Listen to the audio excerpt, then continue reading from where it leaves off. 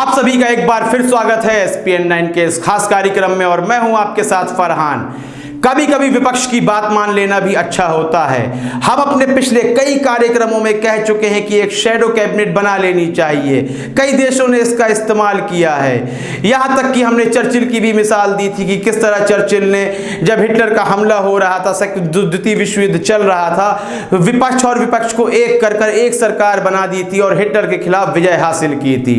लेकिन सरकार बिल्कुल सचेत नहीं रही है, फिर भी जो विपक्ष है वह अपना कार्य कर रहा है, अपना कर्तव्य निभाता आ रहा है। कांग्रेस के दिग्गज नेता हैं, शीर्ष नेता हैं दिग्विजय सिंह, उनका बड़ा बयान सामने आया है और मोदी सरकार को सलाह देते हुए नजर आए हैं। उन्होंने कहा है कि जोन को जरा इस तरह से बांट दिया जाए जिस तरह से मैं कह रहा हूं, जहां 0 केस हैं उसको ग्रीन जोन कर दिया जाए, कोई बड़ी बात नहीं है। और कह रहे हैं जहां करीब 10 केस हैं उसे ऑरेंज जोन कर दिया जाए और जहां 10 से ज्यादा केस हैं उसे रेड जोन में डाल दिया जाए। मोदी सरकार भी कुछ इस तरह कर रही थी, लेकिन राज्यों को रोष था कि जोन बांटने का अधिकार केंद्र सरकार का नहीं है बल्कि राज्य सरकार का है। हेमंत सोरेन ने भी संबंध में टिप्पणियां की थी, अन्य राज्यों से भी इन संबंध में टिप्पणियां की जा रही हैं। आप खुद सोचें कि केंद्र सरकार आखिर राज्य के हालात कैसे जान सकती है, आर्थिक हालात की बात कर सकती है, बजट की बात कर सकती है, लेकिन जमीनी स्तर पर क्या चल रहा है, वहां किस प्रकार की सुविधाएं हैं, किस प्रकार की असुविधाएं हैं, यह जानने में कम से कम राज्य सरकार ही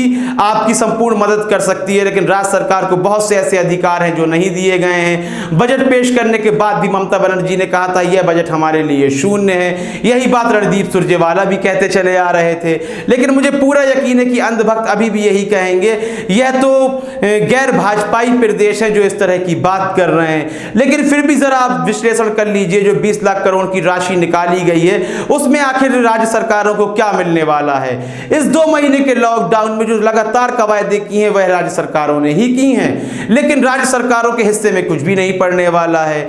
अभी भी गरीब मजदूरों के लिए जो घोषणाएं की गई हैं तो वह गरीब मजदूरों के लिए घोषणाएं नहीं है बल्कि उद्योगपतियों के लिए है, पूंजीपतियों के लिए है। यदि गरीबों को कुछ दिया भी जा रहा है तो वह दिया जा रहा है कर्ज, जो कि वह पहले से ही कर्ज में है। इन 2 महीने में और भी कर्ज ले लिया होगा। तो इस गंभीर समस्या से निपटने में इस वक्त केंद्र सरकार, सत्ताधारी दल भारतीय जनता पार्टी बिल्कुल असमर्थ नजर आ रही है। बिल्कुल जरूरी है कि उन्हें कांग्रेस का सहारा लेना चाहिए, अन्य विपक्षी दलों का सहारा लेना चाहिए, मनमोहन सिंह जैसे बड़े अर्थशास्त्रियों का सहारा लेना चाहिए, लेकिन यह उनकी शान के खिलाफ है।